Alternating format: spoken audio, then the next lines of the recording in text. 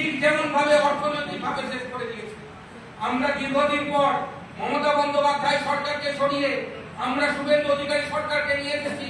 দাদা বলছিলেন ৫,০০০ টাকা বেতন বৃদ্ধিতে সন্তুষ্ট হয়নি। আমি আপনার সঙ্গে এক সুরে বলবো, একদম সন্তুষ্ট হয়নি।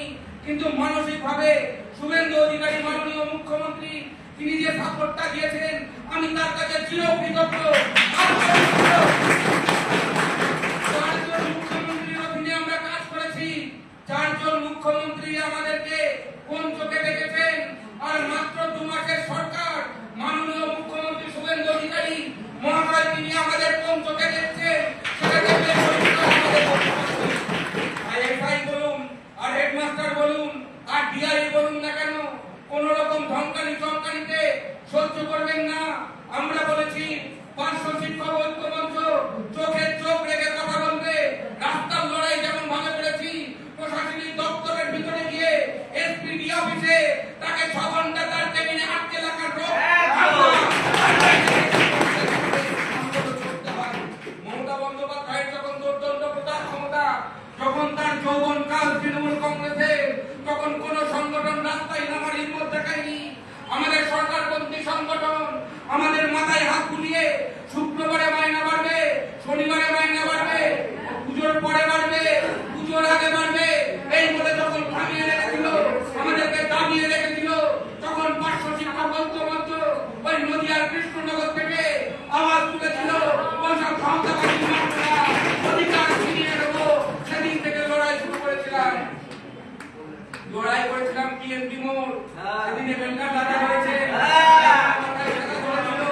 সেই পিএনপি মোড় থেকে শিয়ালদা স্টেশন বিজতে গিয়েছিলাম হাতে একখানি ব্যাগ নিয়ে। সেদিন থেকে করতে উঠেছিলাম হাম ছোড়েঙ্গে নাই, মেরা লড়াই লড়কে লড়বো।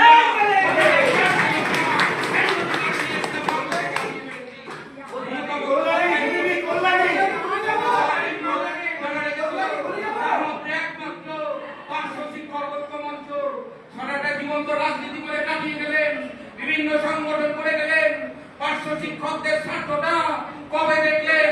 আজ পর্যন্ত দেখেননি। আমি কলকাতার বুকে দাঁড়িয়ে বলছি, এবার ৫০০ শিক্ষকদের কথা বলুন। কোন রাজনীতি নয়, কোন লড়াই চাই নয়, লড়াই করে বাঁচতে চাই না, লড়াই বাদ দিয়ে বাঁচতে চাই। তাই সরকার বদলে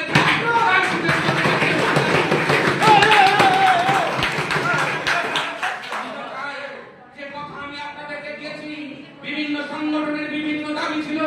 কেউ চেয়েছিল সমকাজে সমবেতন, মাথায় টুপি পরানোর একটা দাবি, কেউ চেয়েছিল স্ট্যাটাস, কেউ চেয়েছিল পে স্কেল উইথ পে। তার মধ্যেখানে দাঁড়িয়ে আমরা বলেছিলাম আমরা ন্যূনতম বেতন কাঠামো চাই, পে স্কেল চাই। আর সেই জায়গায় আমরা প্রায় পৌঁছে গেছি। আপনারা একটা বছর সময় দেন,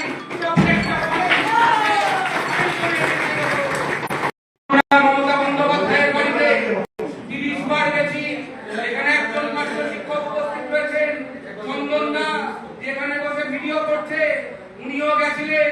কুকুরের মতো ব্যবহার করে তাড়িয়ে দিচ্ছিলেন। তার বাড়িতে আমরা যখন বারংবার গিয়েছি, তার দরজায় যখন টোকা মেরেছি, একটাই আওয়াজ এসেছে, প্যারাটিচার আর কুকুরের প্রবেশ নিষেধ। আজকে আমরা তাকে বিধানসভায় প্রবেশ নিষেধ করে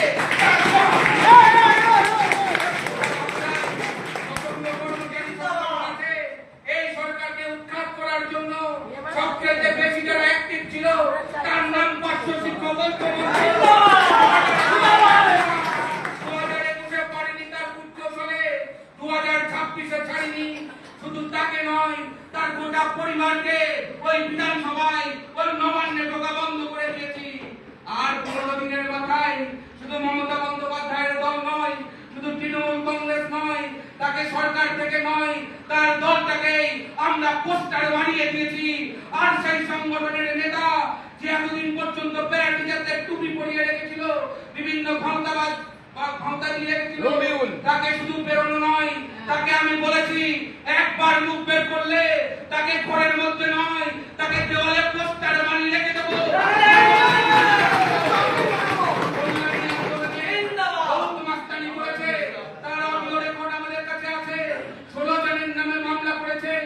বিধাননগর কোর্টে, বিধাননগর থানায়, নর্থ থানায় 11 জনের নামে মামলা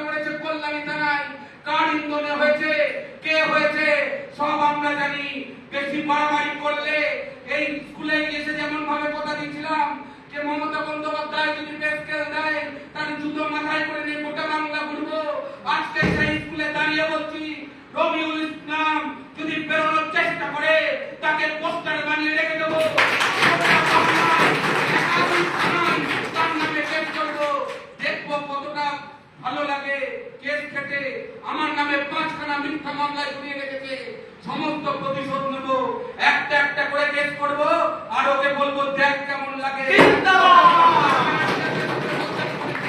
একটার পর একটা পার্শ্ব শিক্ষক মারা গেছে, অনারে বিনা চিকিৎসায় তারা মারা গেছে। ওই গদ্দার শুধুমাত্র শিক্ষামন্ত্রীর পাশে দাঁড়িয়ে ফেসবুকে ছবি দিয়ে পার্শ্ব শিক্ষকদেরকে থামিয়ে রেখেছিল এতদিন। আমরা বলেছিলাম যে পারলে আমাদের কিছু করে নেবেন। আমরা গোটা বাংলা জুড়ে সেদিন দাঁড়িয়ে সংগঠন তৈরি করেছিলাম, আর সেই সংগঠন মমতা বন্দ্যোপাধ্যায় সরকারকে সবচেয়ে বড় থাপ্পড়টা যে মেরেছে তা হচ্ছে পার্শ্ব শিক্ষকরা। সবাইকে প্ল্যাকার্ড দেখিয়ে তাকে বুঝিয়ে দিয়েছিলাম তোমার সময় হয়ে গেছে, তুমি নবান্ন ছাড়ো, তুমি কলকাতা ছাড়ো। এবং শুভেন্দু অধিকারীকে আমরা সেদিন পাশে পেয়েছিলাম, এবং শুভেন্দু অধিকারী সহ বর্তমানে যিনি শিক্ষামন্ত্রী তিনি আমাদের আন্দোলনের একজন সৈনিক। আর তার হাত ধরেই পার্শ্ব শিক্ষকদের দীর্ঘ 22 বছরের যে জীবন যন্ত্রণা, আজকে আমরা যখন যৌবন কালটাকে এই সরকারের অধীনে আমরা শেষ করে দিয়েছি, বার্ধক্যে এসে পৌঁছেছি, সেই বার্ধক্যের স্বয়ংকালে এসে আমরা এই সরকারকে বার্তা দিতে চাই, আমরা যেমন ভাবে আপনারা চাইবেন আমরা আপনাদের পাশে থাকবো। গোটা বাংলার শিক্ষা ব্যবস্থা পার্শ্ব শিক্ষকরা আগামী দিনে পরিচালনা করবে। পার্শ্ব শিক্ষকদের দ্বারাই ঠিক যেমন ভাবে কোভিড কাল থেকে এখন পর্যন্ত স্কুলগুলো পরিচালিত হচ্ছে, আগামী দিনে গোটা বাংলার শিক্ষা ব্যবস্থা এই প্যারা টিচাররা পরিচালনা করবে। এই কথা আমি মাননীয় মুখ্যমন্ত্রীকে দিয়েছি। 15টা বছরে যখন মাননীয় মুখ্যমন্ত্রী, তৎকালীন মুখ্যমন্ত্রী মমতা বন্দ্যোপাধ্যায় তিনি আমাদেরকে বার্তা দেননি, কোনো দিনকার জন্য পার্শ্ব শিক্ষকদের নামটা মুখে আনেননি, এবং পার্শ্ব শিক্ষক মানে অচ্যুত এরকম একটা ধারণা তিনি পোষণ করতেন।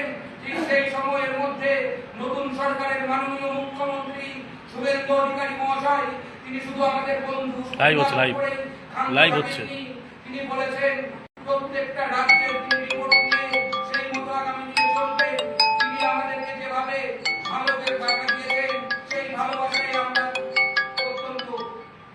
আমরা খুশি, এবং আগামী দিনে আমরা গোটা বাংলার শিক্ষা ব্যবস্থাকে পরিচালনা করব।